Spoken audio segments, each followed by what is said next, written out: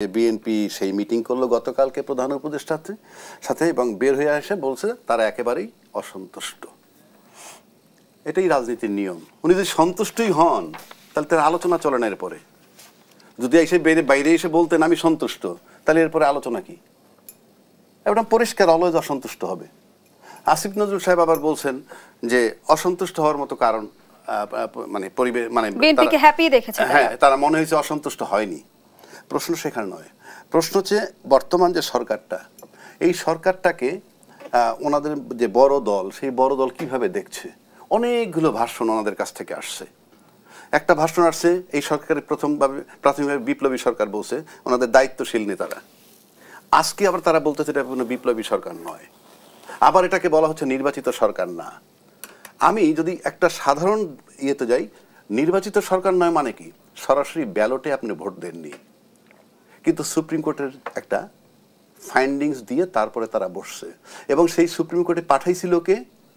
আমাদের বর্তমান যে রাষ্ট্রপতি। সেই জায়গা থেকে নিশ্চয়ই আইনি বৈধতা রয়েছে। অফকোর্স তার টোটাল আইনি বৈধতা আছে এবং দলমত নির্বিশেষে সবাই বসাইছে, শুধু আওয়ামী লীগ বাদে। তাহলে ওই মুহূর্তে সে টোটাল দেশের জনগণের সমর্থন নিছে, আওয়ামী লীগ বাদে। সেই হিসাবে পাশাপাশি একটা জিনিস আসেন, নির্বাচনটা করবে কিভাবে, নির্বাচন কবে হবে সে আলোচনাটা পরে। নির্বাচনটা করবে কিভাবে এই সরকার? ইতিমধ্যে তত্ত্বাবধায়ক সরকার ফেরত আসছে এবং এই সরকার নির্বাচনটা দিবে কি সংবিধানের আলোকে? সংবিধানের আলোকে দিলে তার অবস্থাটা কি? সে তো অন্তর্বর্তীকালীন সরকার, তার মেয়াদ সম্পর্কে বলা নাই, সংবিধানে অন্তর্বর্তীকালীন সরকারও নাই। আবার তত্ত্বাবধায়ক সরকার যেহেতু সংবিধানে ফেরত আসছে, তাহলে নির্বাচন হইতে হবে তত্ত্বাবধায়ক সরকারের অধীনে। আবার তত্ত্বাবধায়ক সরকার বলতে কি বোঝায়? তত্ত্বাবধায়ক সরকার তখনই আসবে যখন নির্বাচিত সরকার থাকবে। এখন এই সরকারকে যদি আপনি অন্তর্বর্তীকালীন সরকার বলেন, তাহলে এখানে আবার তত্ত্বাবধায়ক সরকার কিভাবে ঢুকাবেন? যদি একে নির্বাচিত সরকার বলেন, যে সংবিধান সুপ্রিম কোর্টের একটা ফাইন্ডিংসে আসছে তাকে নির্বাচিত সরকার বলেন, তাহলে তার মেয়াদ কতটুক? সেই মেয়াদের কোন সময় তত্ত্বাবধায়ক সরকারটা আসবে? কিন্তু অ্যাডভোকেট আবহিনুর রাজাক, এর আগে আমরা অ্যাটর্নি জেনারেলের পক্ষ থেকে একটা ব্যাখ্যা পেয়েছিলাম যে নির্বাচনকালীন সময়ে আসলে অন্তর্বর্তী সরকারি তত্ত্বাবধায়ক সরকার রূপে রূপান্তরিত হবে। উনি ফাইন্ডিংস দিলেই তো হবে না, এটা তো আমার আসতে হবে, এটা তো জাজমেন্ট আকারে আসতে হবে। তাই উনি যে বলছে তাতে কি হয়ে যাবে? তাহলে এই সরকারের অবস্থা কি হবে? আপনি তো জানেন যে তত্ত্বাবধায়ক সরকার আসেই নির্বাচিত সরকার থাকলে, তাহলে এই সরকারকে তো আগে নির্বাচিত সরকার ঘোষণা করতে হবে এবং ভোটে নির্বাচিত না হোক ওই যে সুপ্রিম কোর্টের ফাইন্ডিংস, তাইলে সে যদি তাকে ওইভাবে আমরা ঘোষণা করি যে উনি নির্বাচিত সরকার। এখন তো বারবার বিএনপি বলছে আমরা প্রতিদিন স্মরণ করাই দিব উনি একজন অনির্বাচিত সরকার। তো অনির্বাচিত সরকার নির্বাচনই বা দিবেন কেমনে? কথার কথা বলছি আমি। আপনি তিনি অনির্বাচিত, কিন্তু নির্বাচন দিলে সেটা সঠিক নির্বাচন হয়ে যাবে, একেবারে বৈধতা পেয়ে যাবে। আবার যেহেতু সংবিধানে তত্ত্বাবধায়ক সরকার ফেরত আসছে, ওইটা ফেরত আসা এখন তো তত্ত্বাবধায়ক সংবিধানে ঢুকে গেল, আমি তো সংবিধানের বাইরে যেতে পারতেছি না। আর যদি সংস্কার প্রশ্ন বলেন, তাহলে তো ডিসেম্বর পর্যন্ত ওয়েট করতে হবে। এইবার আসেন ডিসেম্বরে, তারা বলছে বিএনপি গিয়ে বলল যে আমরা ডিসেম্বরেই চাই, উনি বলছেন ডিসেম্বর থেকে জুন। পরক্ষণে আমার জামাতের বার্তা আসলো তারা রোজার আগে চায়, তাতে হয় বড়জোর ফেব্রুয়ারি 15-এর মধ্যে নির্বাচন হতে হবে, তফাৎ মাত্র 2.5 মাস। সেই এই 2.5 মাসে যদি তারা ঐক্যমত্য হয়, তারপর সরকারকে প্রেশার দিতে পারে। কিন্তু আমার প্রশ্ন, এই সরকারের মেয়াদ কতক্ষণ? সে নির্বাচন দেবে কিভাবে? তত্ত্বাবধায়ক সরকারের নির্বাচন হইতে হবে, যেহেতু সংবিধানে এটা ঢুকছে। সংবিধানে ঢোকার মানে হলো নির্বাচন হইতে হবে তত্ত্বাবধায়ক সরকারের অধীনে, যদি আপনি বৈধতা চান। সুতরাং তত্ত্বাবধায়ক সরকার কোন ফর্মে হবে এবং তত্ত্বাবধায়ক সরকার আসতে হয়। আবারও বলছি, নির্বাচিত সরকার থাকলে তার মেয়াদের শেষ হওয়ার অথবা 3 মাস আগে তত্ত্বাবধায়ক সরকার আসবে, অথবা মেয়াদ শেষ হওয়ার পরে 3 মাসের মধ্যে তত্ত্বাবধায়ক সরকার আসবে। সুতরাং সেই তত্ত্বাবধায়ক সরকার, তাহলে আপনি কিভাবে নির্বাচন করবেন? সংবিধান দিয়ে না সংবিধান ছাড়া? এগুলো আসতে হবে।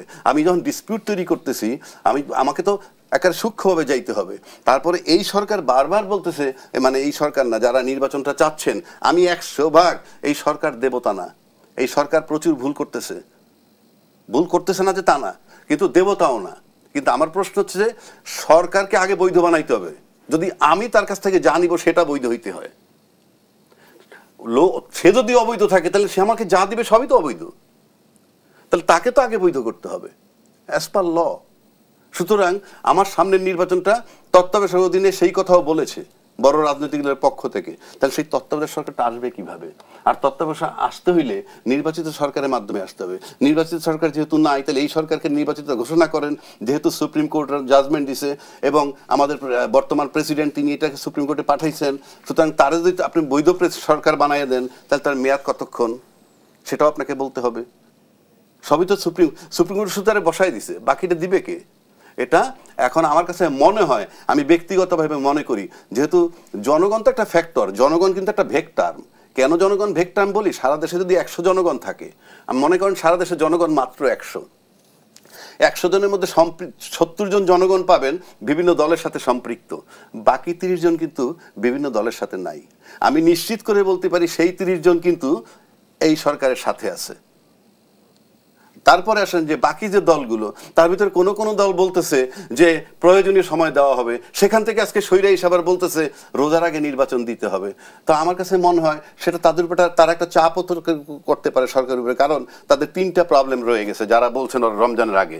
তাদের একটা হইলো তাদের নিবন্ধন বাতিল, আর একটা হলো তার যে প্রতীক, দলীয় প্রতীক, সেটাও বাতিল, আর একটা হলো তাদের একজন বড় মাপের নেতা আটক আছেন। সুতরাং এই 3টেই এখন অ্যাপিলেট ডিভিশনে আছে। এখন সেটার জন্য যদি একটা বার্গেনিং মানে প্রেশার গ্রুপ হয়ে থাকেন, সেটা ভিন্ন কথা। কারণ ওরা কয়েকদিন আগে আমরা বলছেন যে প্রয়োজনীয় সময় দেওয়া হবে। সম্প্রতি লন্ডন থেকে ঘুরে আসলো এবং আমাদের বেগম খালেদা জিয়া, তারেক জিয়া, তাদের সাথে দেখা হয়েছে, ঘুরে এসে